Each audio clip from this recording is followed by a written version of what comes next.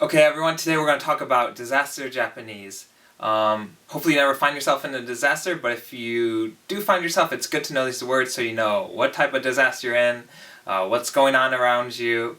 So I suggest you learn them if you're going to be in Japan for any extended period of time. So let's start with two obvious ones, earthquake and tsunami. Earthquake is jishin. We all know Japan had a horrible earthquake this past year, and as a result of the earthquake, there was a tsunami.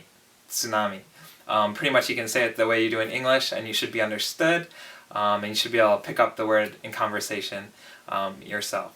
So another natural disaster you might find yourself in is a kozui. And a kozui is simply a flood. And a flood might happen if a typhoon comes. So typhoon, in English we say typhoon, is simply, sort of like a hurricane. We would call it that, in North America. So, if there is a typhoon coming over you, there might be a kozui, a flood. And if there's a flood, there might be a landslide, blocking the road. And you call a landslide dosha kuzure. And these are actually pretty common where I am. We had one 2 years ago that actually blocked off this tunnel.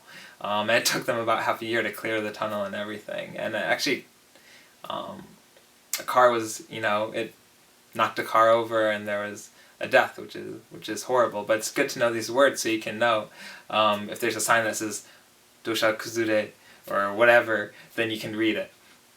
So moving on, something that doesn't happen as often as in, the middle of the United States, but it does happen sometimes, and that's a tornado, and you call that tatsumaki. And I was just watching the news the other day, and there was like this house that had been destroyed and a car that had been flung against a tree, and they were like puzzling it out, like trying to figure out what it was, and they said they thought it was a suspected tornado. I guess maybe there were no other witnesses, so I would say tornadoes must be smaller most of the time in Japan, but they do happen. I've seen them on video and on the news. So moving on from that, let's go to kaji, which is a fire. Can be natural disaster, can be started by like a cooking fire, but kaji is something good to know.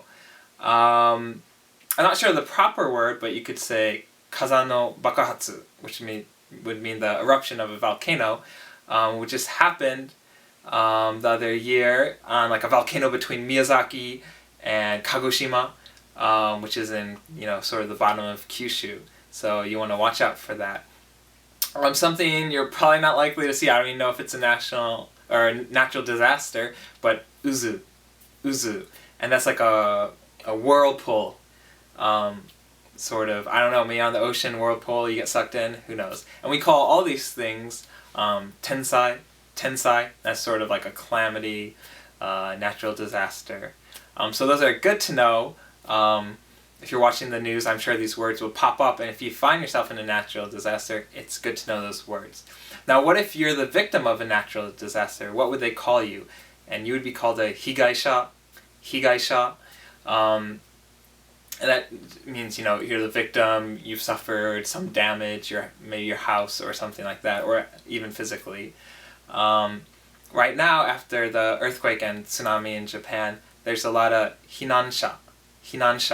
And that means sort of evacuees, people sheltering somewhere.